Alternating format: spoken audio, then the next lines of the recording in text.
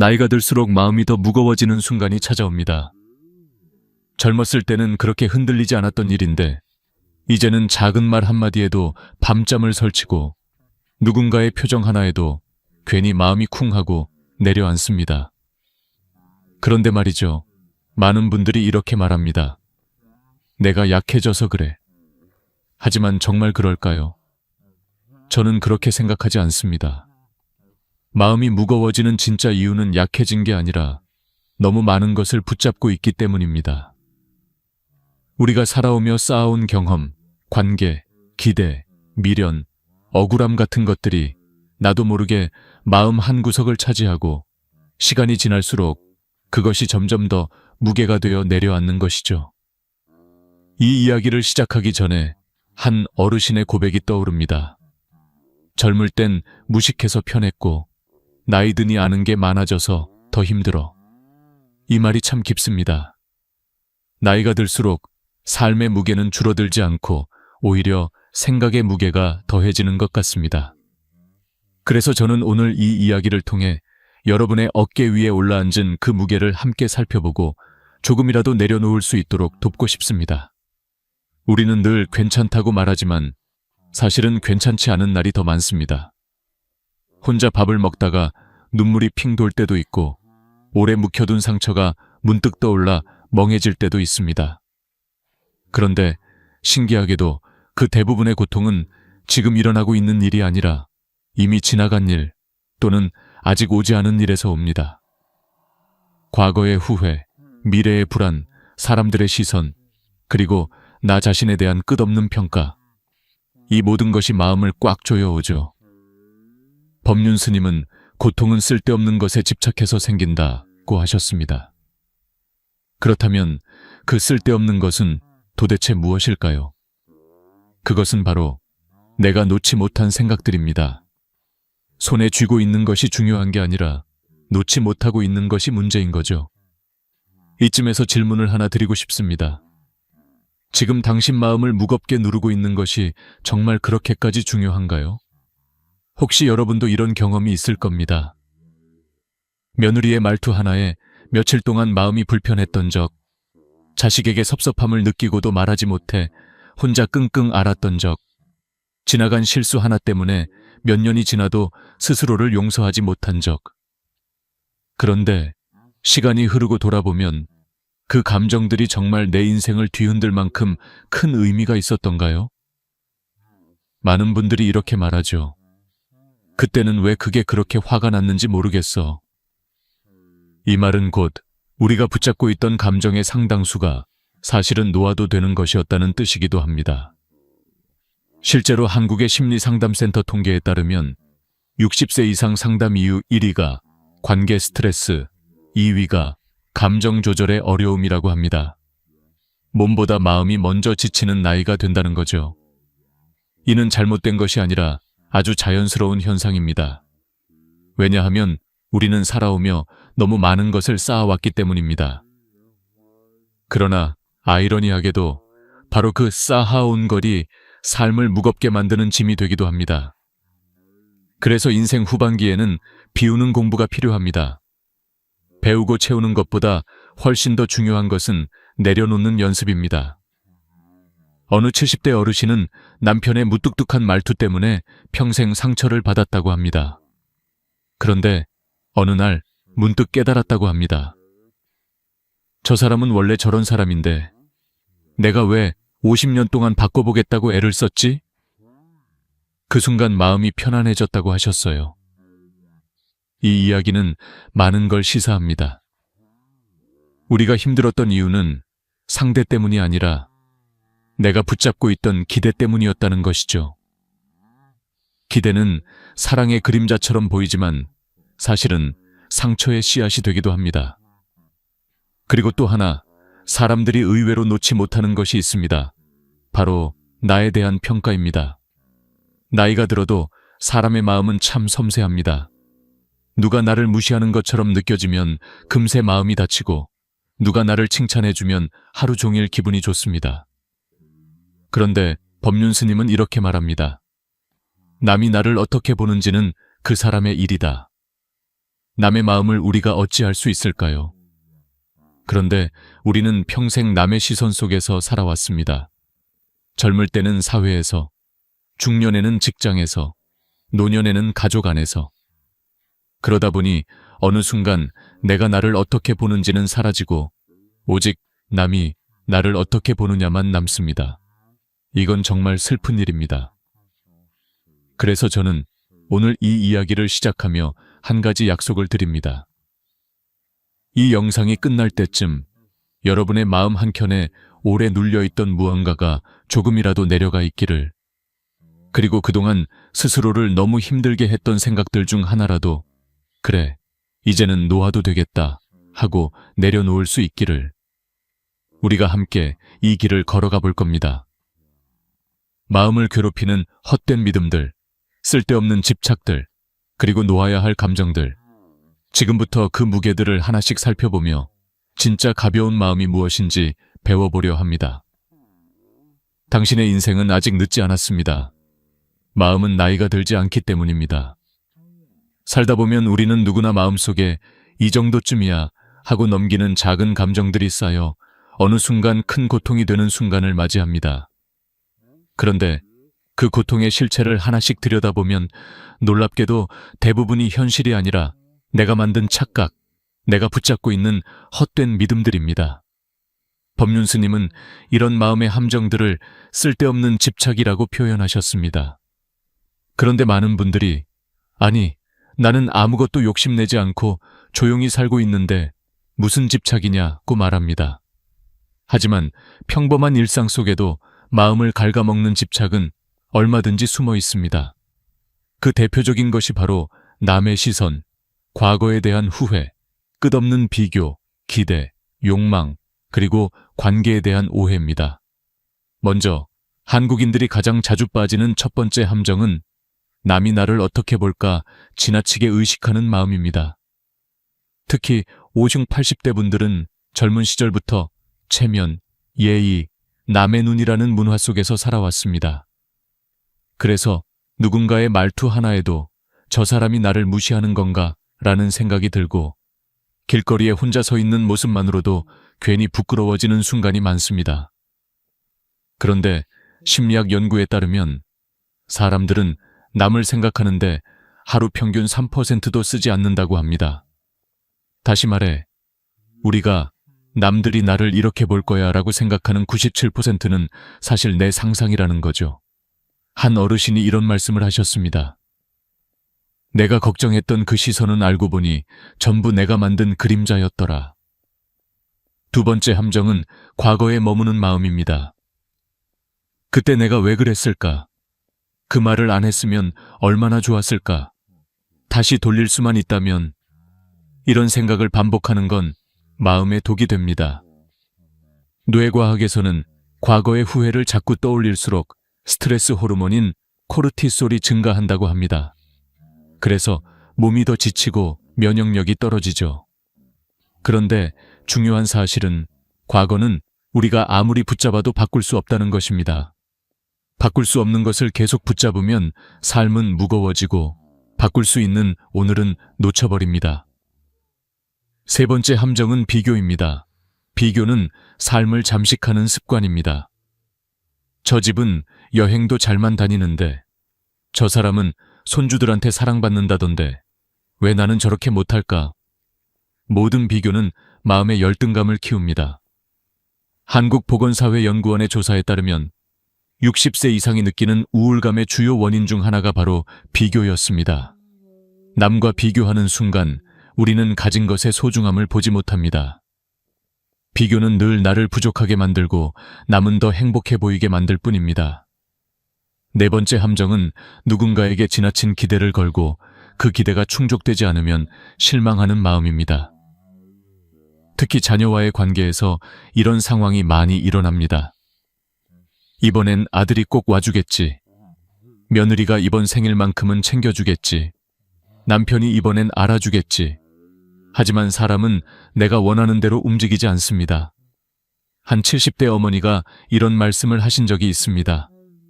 기대하면 실망하고 기대 안 하면 감사하게 되더라. 이것이 참된 지혜입니다. 다섯 번째는 조금만 더라는 끝없는 욕망입니다. 조금만 더 모으면, 조금만 더 건강해지면, 조금만 더 편해지면. 하지만 그 조금만은 끝이 없습니다. 연구에 따르면 돈과 행복의 상관관계는 일정 수준까지이고 그 이후로는 소득이 늘어도 행복감의 증가가 거의 없다고 합니다.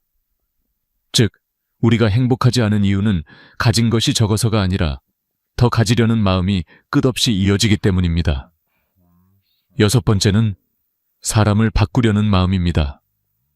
남편이 조금만 다정했으면, 아들이 말이라도 좀 예쁘게 했으면, 며느리가 조금만 이해심이 있었으면. 하지만 심리학에서 말하듯 사람은 스스로 원할 때만 변합니다. 바꾸려 해도 바뀌지 않는 것은 나이가 들어서가 아니라 그 사람의 성격과 방식대로 살아가기 때문입니다. 결국 마음이 상하고 실망하는 것은 내 기준을 상대에게 억지로 끼워 맞추려 했기 때문입니다. 이런 착각들이 반복되면 마음은 점점 지치고 작은 일에도 크게 흔들립니다. 그런데 여기서 중요한 사실이 하나 있습니다. 이 착각들은 모두 내 밖이 아니라 내 안에서 만들어진다는 겁니다. 남이 나를 괴롭게 만드는 것이 아니라 내가 만든 생각이 나를 괴롭게 합니다. 그래서 법륜 스님은 말합니다. 문제는 밖에 있는 것이 아니라 그 문제를 바라보는 당신의 방식에 있다. 이쯤에서 한 가지 질문을 드리고 싶습니다. 지금 당신을 괴롭히는 그 생각, 그 감정, 그 후회, 그 비교, 그 기대. 정말 지금 이 순간도 붙잡고 있어야 할 만큼 중요한가요? 혹시라도 맞아, 내가 괜히 붙잡고 있었구나 하고 느껴지신다면 지금부터 여러분은 이미 변화를 시작한 겁니다. 이제 우리는 마음을 더 가볍게 하기 위해 그 착각들이 어디서 오는지, 왜 사라지지 않는지, 그리고 어떻게 내려놓을 수 있는지 더 깊이 들여다볼 시간입니다.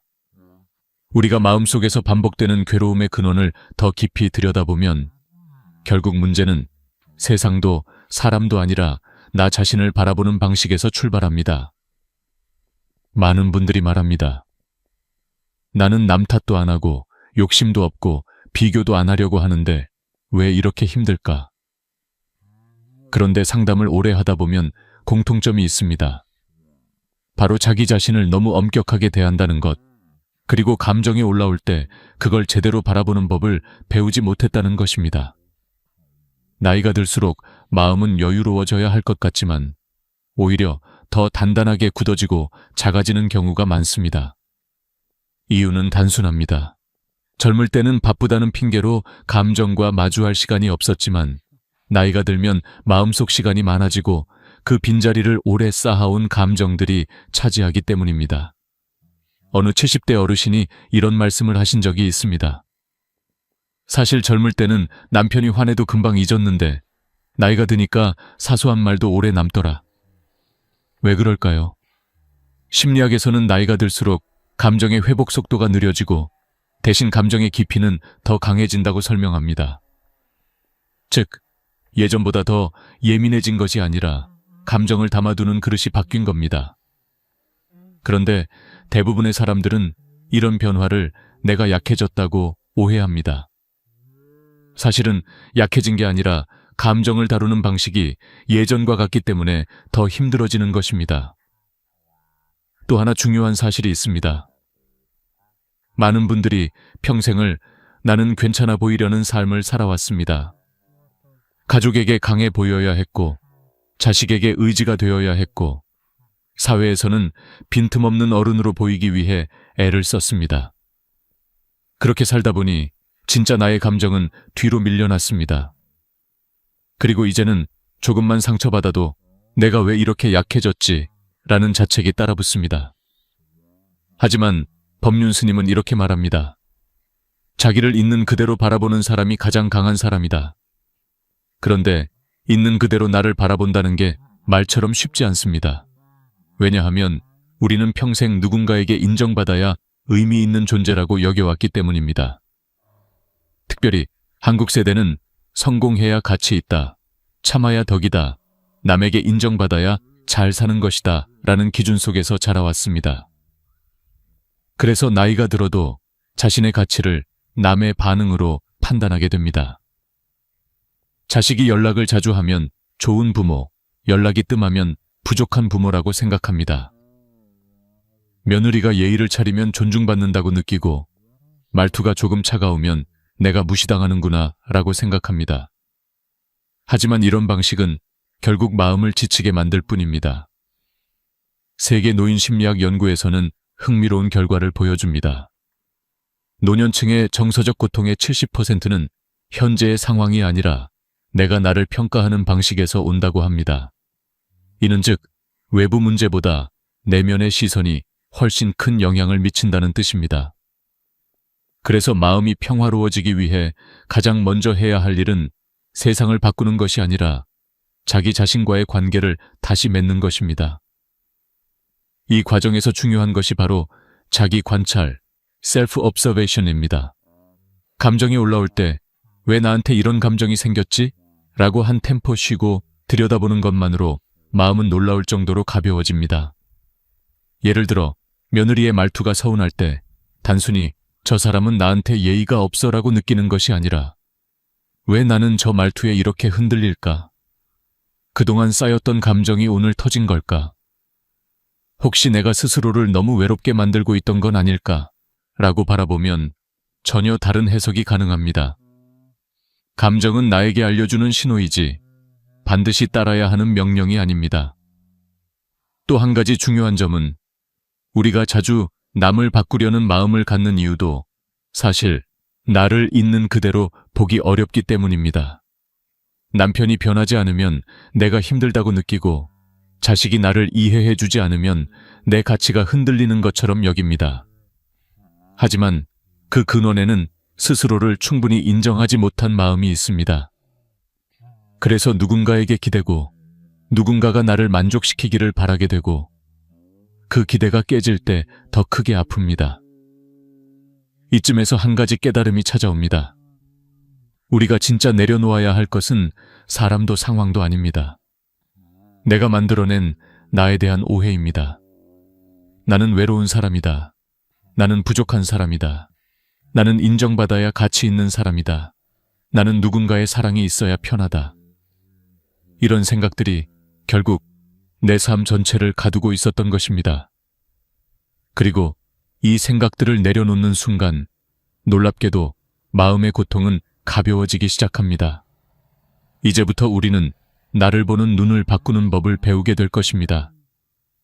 외부의 문제를 해결하려는 것보다 내 안의 렌즈를 바꾸는 것이 훨씬 빠르고 강력한 변화를 가져옵니다. 마음의 고통은 어떤 특별한 해결책이 필요한 것이 아닙니다. 단지 나를 바로 보는 법을 배우면 됩니다. 그리고 그 순간부터 관계도 달라지고 일상도 달라지고 무엇보다 마음이 달라집니다. 지금 이 순간 당신은 이미 그 변화를 향해 한 걸음을 내디뎠습니다. 우리는 평생 동안 행복은 조금만 더 가면 찾아올 것이다 라는 믿음을 품고 살아왔습니다. 자식이 자리 잡으면, 노후 자금이 어느 정도 모이면, 건강이 조금만 나아지면, 혹은 지금의 어려운 시기가 지나가기만 하면 그때쯤은 웃을 수 있지 않을까 하고 기대합니다. 하지만 인생을 오래 살아온 어르신들의 공통된 고백은 이렇습니다. 기다린 행복은 오지 않더라. 이 말은 결코 허무주의가 아닙니다. 오히려 아주 중요한 진리를 담고 있습니다. 행복은 미래의 사건이 아니라 지금 이 순간의 상태라는 것입니다. 법륜 스님은 행복은 먼 미래에 숨어 있는 것이 아니라 지금 마음이 열릴 때 찾아온다고 말씀하십니다. 이 말은 단순한 위로가 아니라 뇌과학에서도 증명된 사실입니다. 실제로 하버드 대학교의 성인 발달 연구에 따르면 인간의 행복은 환경보다 해석, 소유보다 태도, 미래의 목표보다 현재의 만족감에 훨씬 더 크게 좌우됩니다. 다시 말해, 상황이 좋아져야 행복해지는 것이 아니라 지금 이 순간을 받아들일 때 행복의 문이 열린다는 것입니다. 하지만 우리는 대부분 마음의 렌즈가 과거와 미래로 향해 있습니다. 과거의 실수, 상처, 후회는 여전히 마음 한쪽을 찌르고 있고 미래의 불안, 걱정, 가능성은 또 다른 무게가 되어 어깨에 내려앉습니다. 그 무게를 견디다 보니 정작 지금이라는 순간은 비어버립니다. 지금의 햇살, 지금의 바람, 지금 내 눈앞에 있는 사람, 이 모든 것이 지나쳐갑니다. 그래서 행복은 늘 내 삶의 옆을 스쳐 지나가기만 합니다. 한 80대 어르신에게 어느 날 질문을 드린 적이 있습니다. 선생님은 언제 가장 행복하셨나요? 오래 생각하던 그분은 이렇게 답하셨습니다. 행복한 줄 모르고 살던 때가 가장 행복했지. 이 말 속에는 우리의 삶이 담겨 있습니다. 우리는 행복을 특별한 순간에서 찾으려 하지만 사실은 일상 속 작은 장면들이 가장 따뜻한 행복을 만들어냅니다. 손주가 건넨 작은 메모지, 아침 햇빛에 반짝이는 창문, 식탁 위에 놓인 따뜻한 국 한 그릇. 이런 순간이 모여 하루를 만들고 하루가 모여 삶을 만듭니다. 그런데 우리는 늘 조금 더 큰 행복을 찾느라 이 소중한 조각들을 놓치고 있습니다. 또 하나 중요한 진실이 있습니다. 우리가 생각하는 행복의 조건, 돈, 건강, 관계, 성취 이런 것들이 실제로는 행복의 절반도 채우지 못한다는 사실입니다. 영국 심리학회 연구에 따르면 행복을 결정하는 요소 중 40%는 마음가짐, 10%는 환경, 50%는 선택과 행동이라고 합니다. 즉, 건강이 조금 나빠져도, 돈이 조금 모자라도, 관계가 완벽하지 않아도 행복할 수 있는 여지는 충분히 남아있다는 뜻입니다. 그러나 많은 사람들은 환경이 완벽해야 행복할 수 있다고 착각합니다. 바로 이 착각이 우리를 평생 지치게 만드는 것입니다.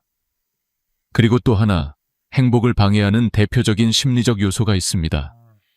바로 나는 아직 준비가 안 됐다는 마음입니다. 많은 사람들이 행복을 미룹니다. 조금만 더 수고하면, 조금만 더 참으면, 조금만 더 기다리면 행복이 따라올 거라고 믿습니다. 하지만 실제로는 그 조금만은 평생 끝나지 않습니다. 결국 그 과정에서 중요한 시간이 흘러가고 몸은 늙어가고 관계는 멀어지고 마음은 지쳐갑니다. 결국 어르신들이 말하죠. 행복을 미루는 동안 청춘도 기회도 다 지나가더라. 법륜스님은 이렇게 말씀하십니다. 행복은 지금을 인정하는 순간 시작된다. 이 말은 우리가 가진 오랜 착각을 뒤흔듭니다. 행복은 미래에서 우리에게 걸어오는 것이 아니라 지금 내가 선택하는 것입니다. 어떤 상황이든 오늘의 작은 기쁨을 발견할 수 있다면 그것이 바로 행복입니다. 그 기쁨은 돈이 없어도, 자식과 거리가 멀어도, 건강이 조금 부족해도 충분히 느낄 수 있는 것입니다. 심장내과 의사들의 연구에서도 한 가지 공통적인 결과가 나옵니다. 현재에 집중하는 사람일수록 혈압과 불안 수치가 낮고 수면의 질이 높다는 것입니다. 반대로 과거에 머물거나 미래 걱정이 많은 사람들은 만성 스트레스와 긴장으로 인해 면역력도 떨어지고 우울감이 깊어질 가능성이 높습니다. 즉, 지금 이 순간을 사는 것은 단순한 정신적인 위로가 아니라 몸을 지키는 건강한 선택이기도 합니다. 그렇다면 우리는 어떻게 해야 지금 이 순간을 살 수 있을까요? 바로 작은 순간을 놓치지 않는 연습, 내 감정을 있는 그대로 받아들이는 연습, 남과 비교하지 않는 연습입니다. 이런 작은 실천들이 쌓여 마음의 평화를 만들어냅니다.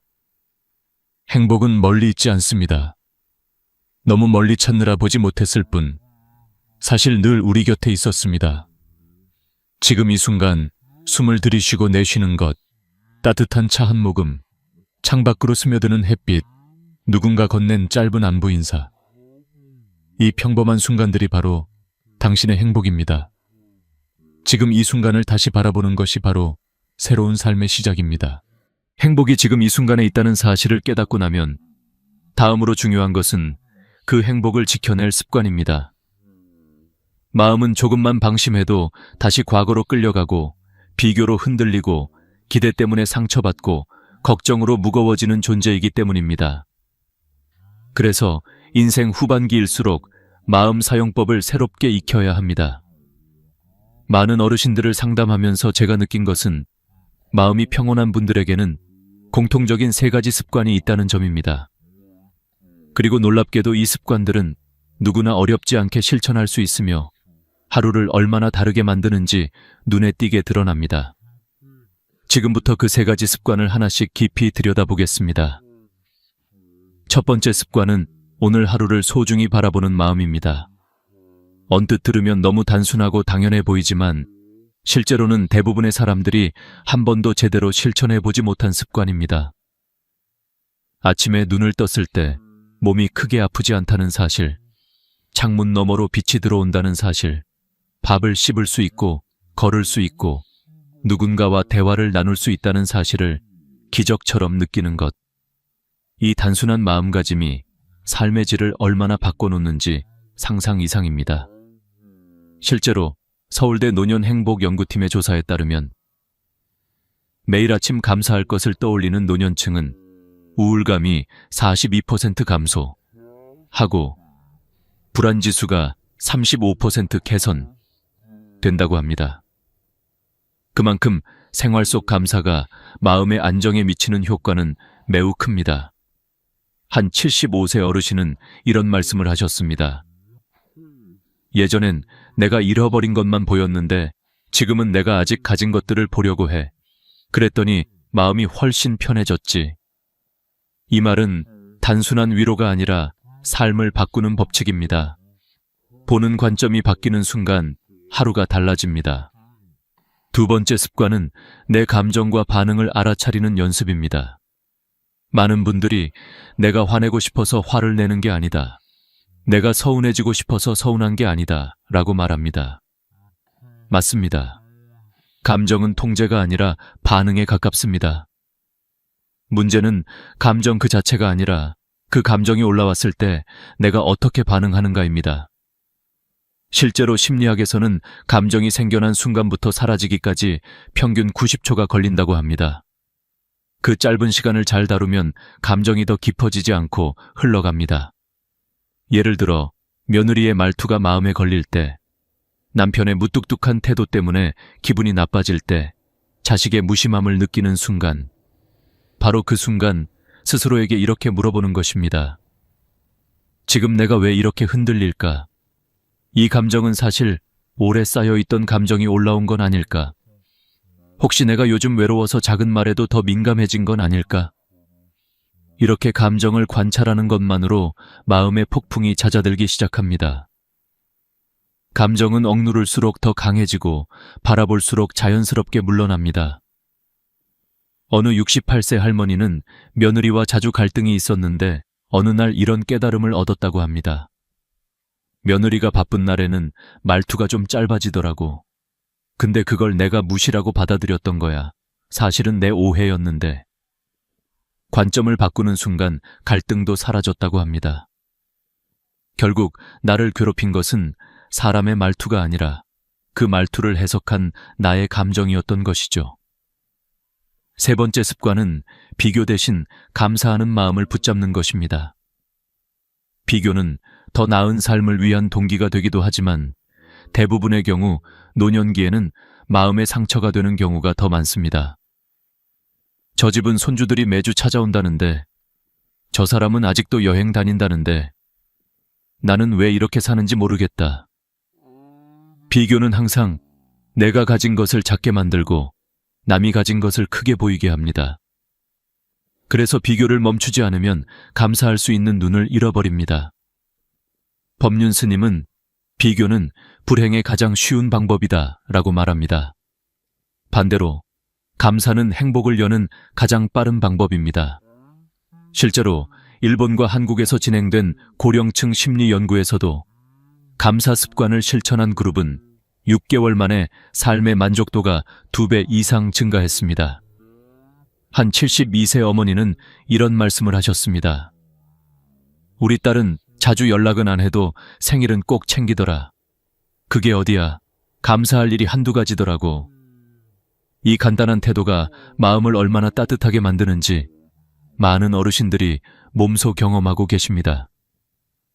이 세 가지 습관은 절대 어렵지도 거창하지도 않습니다. 단지 마음을 보는 방향을 바꾸는 간단한 선택일 뿐입니다. 하지만 이 작은 선택들이 쌓이면 인생은 완전히 달라집니다. 아침을 바라보는 눈이 달라지고 사람을 해석하는 방식이 달라지고 관계를 대하는 마음이 달라집니다.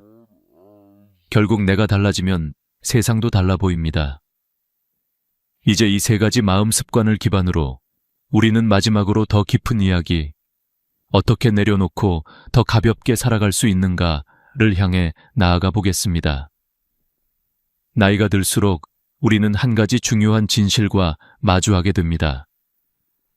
놓지 못한 것이 우리를 가장 힘들게 한다는 사실입니다. 사람도, 기억도, 상처도, 미련도, 억울함도, 마음 한편에서 오래 붙잡혀 있던 것들이 삶 전체의 무게가 됩니다. 그런데 더 놀라운 사실은 우리가 붙잡고 있다고 생각했던 것들이 실은 우리를 붙잡고 있었다는 겁니다. 그래서 오늘 마지막으로 나누고 싶은 이야기는 바로 어떻게 내려놓고 더 가볍게 살아갈 수 있을까입니다. 이 이야기는 단순한 마음가짐의 문제가 아니라 인생 후반기를 지혜롭게 살아가기 위한 가장 중요한 능력입니다. 한 80대 할머니가 이런 말씀을 하신 적이 있습니다. 내가 내려놓으니까 내가 편하더라. 이 짧은 말은 인생을 깊이 살아본 사람만이 할 수 있는 고백입니다. 우리는 흔히 참고 견디는 것이 인내라고 생각하지만 진짜 인내는 때로는 내려놓는 용기에서 시작됩니다. 내려놓는다는 것은 포기나 패배가 아니라 나를 지키는 방법입니다. 더 이상 나를 괴롭히는 생각에 에너지를 쓰지 않고 내 마음을 옥죄는 감정에 묶이지 않는 것. 바로 그것이 내려놓기의 본질입니다. 그렇다면 무엇부터 내려놓아야 할까요? 법륜 스님은 이렇게 말씀하십니다. 내가 컨트롤할 수 없는 것부터 놓아라. 이 말은 인생 후반기의 핵심 지혜입니다. 왜냐하면 우리가 가장 많이 괴로워하는 부분이 바로 내가 바꿀 수 없는 것들이기 때문입니다. 남의 말, 남의 성격, 남의 감정, 남의 행동. 이 모든 것은 내가 어떻게 해도 바뀌지 않습니다. 하지만 우리는 평생 그것을 바꿔보겠다며 마음을 소모하고 기대하고 실망하고 상처받습니다. 그래서 내려놓기의 첫 단계는 내 힘으로 바꿀 수 없는 것들을 손에서 내려놓는 것입니다. 예를 들어 자식이 자주 찾아오지 않는다고 해서 그것을 붙잡고 서운함을 계속 쌓는다면 결국 고통은 나의 몫입니다. 어느 70대 어르신은 이렇게 깨달았다고 합니다. 예전에는 자식이 안 오면 서운했는데 이제는 바쁜가 보다. 그럼 난 오늘 나를 위해 뭘 해볼까 하고 생각을 바꾸니까 마음이 편해졌어요. 바뀐 건 자식이 아니라 그 어르신의 관점입니다. 내려놓는다는 건 결국 세상을 바꾸는 것이 아니라 내가 세상을 바라보는 방식을 바꾸는 일입니다. 또 한 가지, 내려놓기 위해 반드시 알아야 할 중요한 사실이 있습니다. 감정은 붙잡는다고 사라지지 않는다는 것입니다.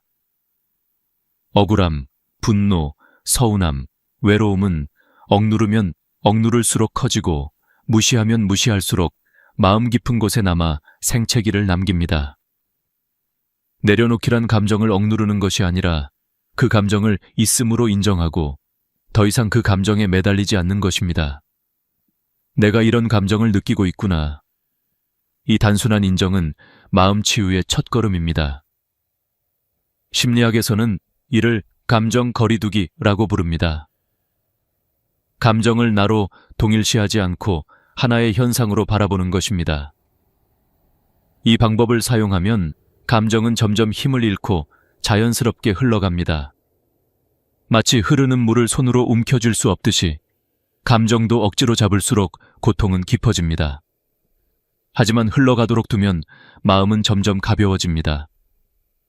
그리고 내려놓기의 마지막 단계는 내가 붙잡고 있는 나에 대한 오해를 내려놓는 것입니다. 많은 분들이 이렇게 생각합니다. 나는 부족한 사람이다. 나는 늙어서 할 수 있는 게 없다. 나는 외로운 사람이다. 하지만 실제로 사람을 가장 갇히게 만드는 건 주변 환경이 아니라 자기 자신에 대한 잘못된 정의입니다. 스스로를 작게 규정하면 마음도 작아지고 삶도 작아집니다. 반대로 지금의 나도 충분하다. 나는 나답게 살아도 괜찮다. 나를 인정하는 순간 나의 삶은 다시 시작된다 라고 받아들이는 순간 마음은 놀라울 정도로 회복합니다. 이쯤에서 한 어르신의 이야기를 소개하고 싶습니다. 젊을 때부터 남편에게 받은 상처를 평생 잊지 못하고 살아오던 78세 할머니가 있었습니다. 어느 날 그분은 상담 중 이렇게 말했습니다.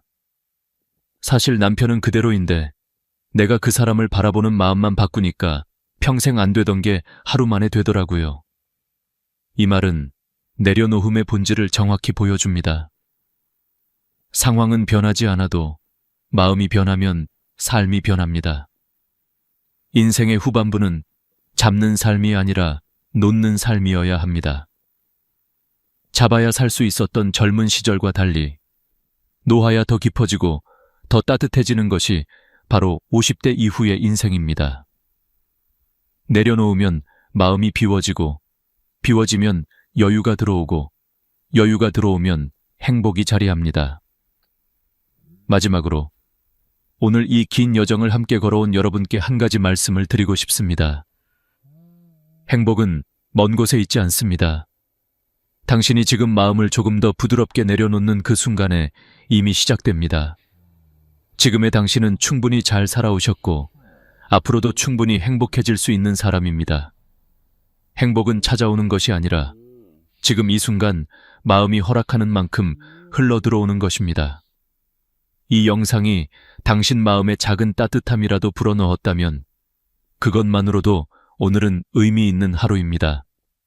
그리고 그 따뜻함이 또 다른 누군가에게 전해지기를 진심으로 바랍니다. 함께 나누고 함께 위로하며 우리의 삶은 조금 더 단단해지고 조금 더 따뜻해집니다. 오늘도 함께 해주셔서 감사합니다.